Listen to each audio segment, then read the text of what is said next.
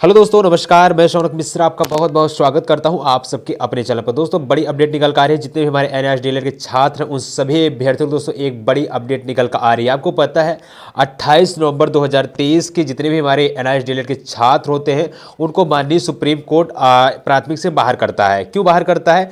क्योंकि वो बोलते हैं कि ये 18 मंथ का कोर्स है और ये चाहे वो पटना का कोर्ट हो, चाहे वो त्रिपुरा का हाई कोर्ट हो, चाहे उत्तराखंड का ही हाई कोर्ट क्यों ना हो, उन सभी कोर्टों का जो ऑर्डर होता है माननीय सुप्रीम कोर्ट उस ऑर्डर को रद्द करके जो प्रशांत मिश्रा जी की बेंच होती है उस बेंच ने प्राथमिक को एनआईएस डीएलएड को प्राथमिक से बाहर कर देता है। लेकिन दोस्तों, इस सभी चीज़ों के बीच में एक बड़ी अपडेट है। आपको पता है जब से एनआईएस डीएलएड बाहर किया गया है तब से एनसीटीई पर लगातार दबाव बनाया जा रहा है। इसीलिए दोस्तों एक बड़ी अपडेट निकल कर आ रही है। अगर आप ध्यान दीजिए, एनसीटीई पर लगातार हम लोग दबाव बना रहे हैं। साथ ही साथ जो सुप्रीम कोर्ट है उसने भी एनसीटीई गलतियां ठहराया था। क्योंकि उसने बोला था राजपत्र पर ये जो मेंशन नहीं, देखिए मैं हर वीडियो में चीज को मेंशन कर रहा हूं। क्यों मेंशन कर रहा हूं? क्योंकि हमारी सिर्फ एक गलती है, मात्र एक गलती एनसीटीई का हम लोग पर कितना भारी पड़ा हुआ है। ये दोस्तों बीएड और जो बीएड की तरह केस नहीं है।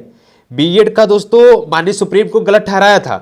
एनसीटीई ने दोस्तों राजपत्र पर वो मेंशन किया था, लेकिन यहां पर वो बीएड के छात्रों को बोला गया आप लोग 1 to 5 में एलिजिबल ही नहीं रहेंगे। आप लोग आपका जो पढ़ाई है वो उच्च लेवल की है, आप लोग 1 to 5 के लिए नहीं बने, तो इसलिए उनको बाहर किया गया वहां से।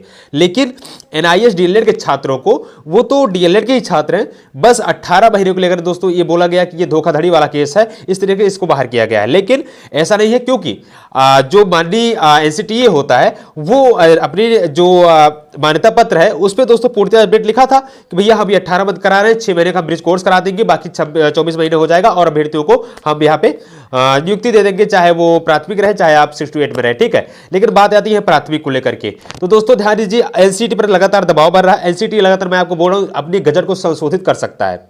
अपने गजट को दोस्तों कहां पर ला सकता है? आप सबके राजपत्र पर जारी किया सकता है। इसके बाद जैसे ही एनसीटीई राजपत्र पर गजट को जारी करता है तुरंत आप सबकी बातों को दोस्तों सुप्रीम कोर्ट मान लेगा। सुप्रीम कोर्ट क्यों नहीं माना है? क्योंकि हमारी बात को एनसीटीई है वो दोस्तों राजपत्र पर नहीं लिखा हुआ है, सिर्फ मान्यता पत्र दिया है। ठीक है ना, जो कि ये किसी तरीके से सही नहीं है। ठीक उसी प्रकार होता है कि हम वैकेंसी देंगे और जब तक लिखित ऑर्डर ना आ जाए तब तक आप मानिए नहीं वैकेंसी आएगी। हवाई दोस्तों अब बयानबाजी होती है कि जब चुनाव होता है बोलते नहीं वैकेंसी आएगी। ठीक इसी प्रकार एनसीटीई ने बोला कि इसको शामिल कर लिया गया है, लेकिन आपने कहां शामिल किया? जब माननीय सुप्रीम कोर्ट या हाई कोर्ट चीजों को देखता है तो वो तो दोस्तों राजपत्र में ही देखेगा ना। तो जिसको लेकर के यहां पर एनसीटीई पर दबाव बनाया गया। एनसीटीई दोस्तों अभी तक आप सबके लिए बड़ी अपडेट है, एनसीटीई कुछ प्लान कर रही है। एनसीटीई गजट सुधार करने के प्रयास में है। ऐसा मैं क्यों कह रहा हूं, यह भी आपको जानना जरूरी हो जाता है। दोस्तों अगर अभी आप जाकर एनसीटीई पर ऑफिशियल वेबसाइट पर विजिट करेंगे, देखेंगे तो एनसीटीई ने अभी माननीय सुप्रीम कोर्ट का जो ऑर्डर है वो अपनी साइट पर अपलोड नहीं किया हुआ है।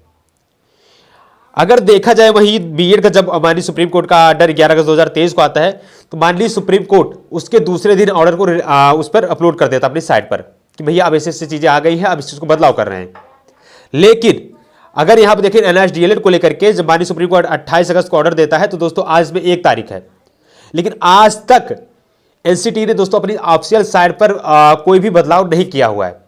ऐसे में यह प्रतीत हो रहा है कि माननीय सुप्रीम कोर्ट का फैसला बदलेगा और एनसीटीई जो है अपना गजट है वो सुधार करेगा और राजपत्र पर जारी करेगा।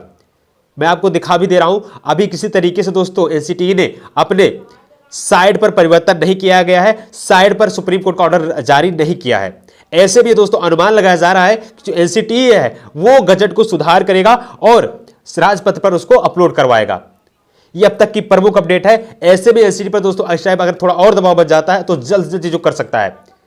दोस्तों समय बिताना नहीं, हमको समय के रहते कार्य को कर लेना है। इसलिए मैं फिर से कह रहा हूं, ये दोस्तों चीजें कब कैसे पॉसिबल हो रही है धीरे धीरे करके, ये दोस्तों हमारे जो एनआईएस के छात्र हैं वो लगातार एनसीटीई पर दोस्तों लगातार आप सबके लिए मेल भेजे जा रहे हैं। तो एनसीटीई भी ऐसा नहीं है कि सो गया है, बिल्कुल अगर उसने करवाया है तो थोड़ा बहुत रिस्पॉन्सिबिलिटी बनती भी होगी।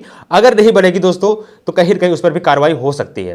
क्योंकि अगर बीएड का मामला देखा जाए, चलिए बीएड मामला में तो बच जाते हैं क्योंकि माननीय सुप्रीम कोर्ट उसको रद्द मानता है, लेकिन ये तो इसमें सदा आपकी लापरवाही है, पेनल्टी भी लग सकती है, आप पे जुर्माना भी लग सकता है। इसलिए एनसीटीई खुद नहीं चाहेगा कि ऐसी चीजें फंसे, और इसको लेकर एनसीटीई खुद चाहता है कि इसको संशोधन करा लिया जाए और सुप्रीम कोर्ट के फैसले में बदलाव करा दिया जाए। ठीक है, बहरहाल दोस्तों अब तक की प्रमुख अपडेट थी।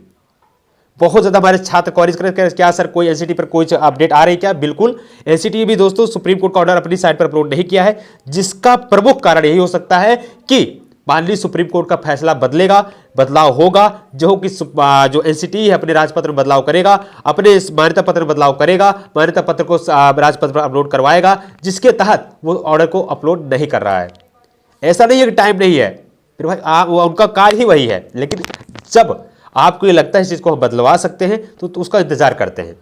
बहरहाल सभी छात्रों को बता देना चाहता हूं, आप लोग मेल करना कम मत करिए, अभी और मेल करते रहिए। ठीक है, बहरहाल आगे जो भी अपडेट आएगी चैनल के माध्यम से बताया जाएगा, इसके लिए जरूर चैनल को सब्सक्राइब जुड़ लीजिएगा और टेलीग्राम चैनल जरूर फॉलो करिएगा। धन्यवाद, जय हिंद, वंदे मातरम। वीडियो को लाइक शेयर सब्सक्राइब और धन्यवाद।